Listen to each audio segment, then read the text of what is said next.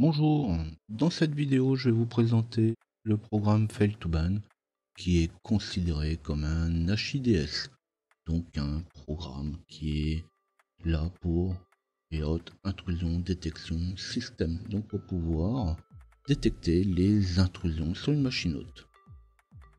Alors beaucoup de gens l'utilisent sans vraiment savoir comment il fonctionne et comment le paramétrer. Alors ici je vais l'installer et le configurer par webmin. Ça va permettre de faire le tour sans passer trop de temps dessus. Et dans une prochaine vidéo, on l'installera manuellement et on le configurera au travers des fichiers de configuration. Donc pour les essais, on peut faire des tests de connexion SSH sur une machine. J'ouvre un terminal, je vais faire un SSH root ou le nom d'utilisateur. Arroba, c'est l'adresse IP qui va derrière. Et là, je vais pouvoir taper 5 fois, 10 fois, 15 fois un mot de passe, réessayer ou le faire autant de fois que je veux, jamais je ne serai bloqué. Donc sur des serveurs ou même sur une machine, à partir du moment où vous êtes exposé à l'internet, vous allez avoir des pirates qui vont essayer d'attaquer vos serveurs ou vos machines par brute force. Et justement, pour pouvoir parer à ça, on va installer Fail2Ban.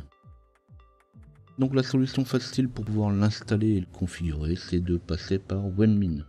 Je reviens pas non plus sur l'utilisation de webmin, vous retrouverez dans mes vidéos précédentes son installation et l'utilisation de base. Dans webmin, je vais aller chercher dans les modules non utilisés Fail2Ban. Il me met par défaut que il y a une erreur parce qu'il n'a pas arrivé à trouver les fichiers de configuration et l'exécutable, donc tout simplement parce qu'il n'est pas installé. Donc on va l'installer. Alors quand on va l'installer, parfois ça peut être un petit peu long. Donc ça dépend de la ptget, ça dépend de votre réseau, de vos DNS. Si c'était un Yum ou un Yast, ça serait exactement la même chose. Forcément il doit récupérer les paquets, et une fois qu'il aura récupéré les paquets, seulement on va l'installer. Donc en fait on le fait en 2 temps.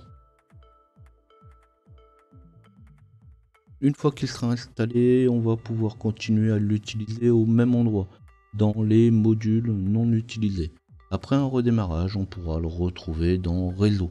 Mais ça arrive aussi que de toute façon il reste dans les modules non utilisés, parce qu'en réalité ça dépend de l'utilisation du système, ça dépend de l'installation, et surtout, c'est un rappel, mais webmin est développé de manière indépendante. Donc forcément, et bien des fois, ils ne trouvent pas forcément notre Fail2Ban comme module qui est installé.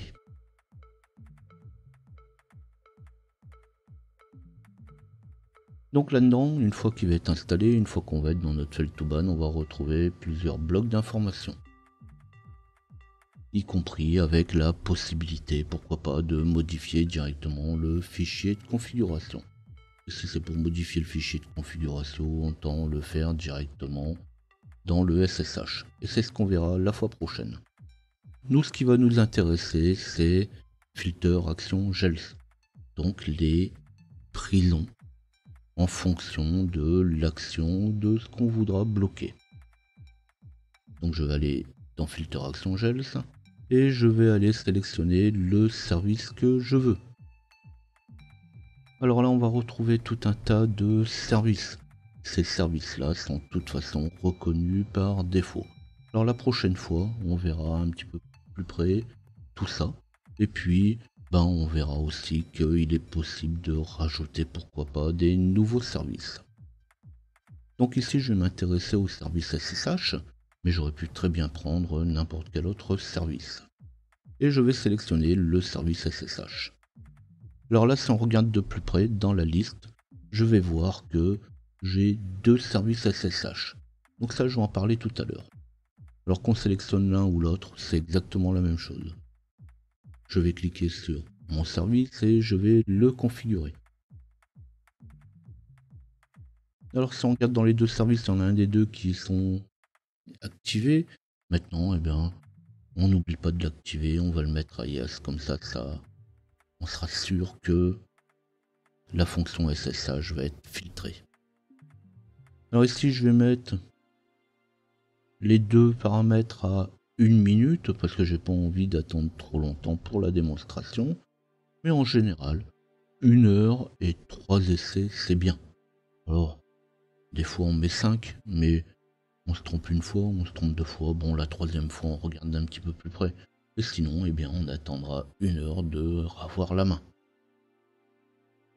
Alors par défaut, dans les deux paramètres, le temps de blocage et le temps de recherche, eh bien, si on ne met pas d'unité, ça sera mis en secondes. Mais vous pouvez mettre des unités comme M ou H en fonction de ce que vous voulez. Si vous voulez des minutes, autant mettre directement X minutes ou X heures.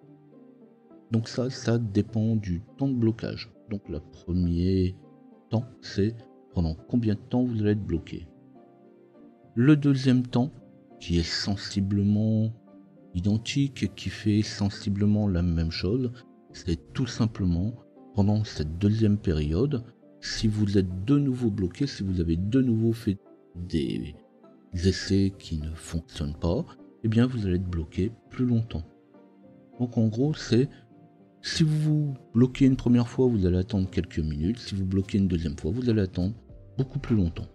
Donc ça peut être justement intéressant d'être utilisé. C'est dans le cas de serveurs pour éviter le piratage. Si vous voulez un blocage permanent persistant, donc en fait, si vous voulez un blocage, une fois que l'IP est bloqué, ça reste définitif. Il suffit de mettre -1. Alors bien sûr, j'en parlerai aussi après de ce -1, de ce persistant. Et en dernier paramètre, on aura les IP autorisés. Donc les différents IP peuvent être mises soit sous forme de réseau, donc avec un slash derrière, ou tout simplement par IP. Généralement, la 127.0.0.1, on la laisse, c'est celle du poste courant.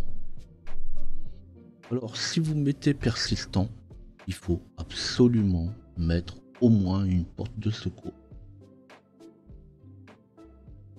Donc ça c'est de la sécurité, c'est du bon sens. L'idée n'est pas de rentrer non plus dans la sécurité. Donc comme je disais, par défaut, le SSHD est activé pour Debian. C'est pour ça qu'il apparaît 2 fois.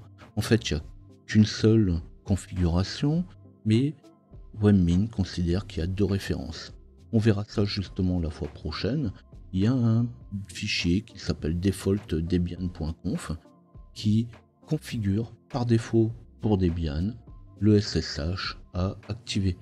Donc c'est pour ça qu'on retrouve le SSH, une référence, celle de Debian, et une deuxième référence, celle qui est classique dans les fichiers de configuration de Fail2Ban. Donc je vais faire mes essais. Donc ici je vais pas faire tous les essais, mais il est évident que quand vous faites ce type de blocage sur une machine, il faut absolument faire tous les essais et aller jusqu'au bout.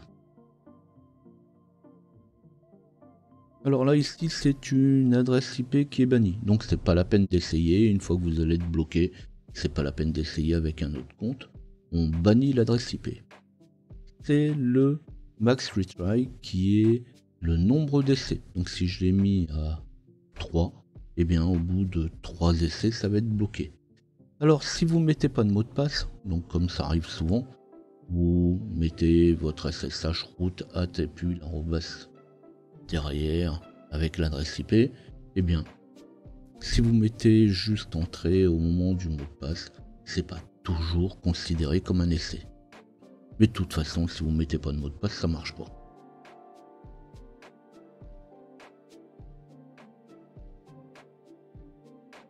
Donc je vais attendre le temps qu'il faudra pour pouvoir être débloqué, et puis on pourra refaire les différents essais. Dans une prochaine vidéo, on verra justement comment configurer les fichiers gel.conf, on verra comment modifier les ports, comment rajouter des nouvelles applications dans toutes celles qui sont déjà proposées. On verra aussi comment éventuellement organiser les différents fichiers. Alors j'en ai pas parlé justement, mais je reviens quand même dessus sur le blocage persistant. Le blocage persistant, c'est quand même un petit peu plus compliqué parce qu'en réalité, fail to ban, eh bien, il va bloquer tout simplement directement les ports dans le pare-feu. Il va bloquer directement les adresses IP dans le pare-feu. Donc forcément, pour pouvoir débannir, donc fail to ban, unban IP, si vous cherchez justement sur internet comment débloquer une IP, eh bien vous allez voir que c'est quand même un petit peu plus compliqué. C'est pour ça qu'aussi on le verra probablement dans une autre vidéo.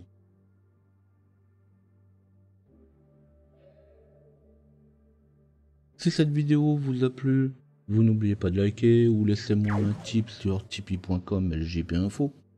Abonnez-vous à la chaîne si vous désirez retrouver mes prochaines vidéos. Tapez ljpinfo dans votre navigateur pour retrouver mes documents. Laissez vos questions, laissez vos suggestions, laissez-moi vos besoins. Et on se dit à bientôt.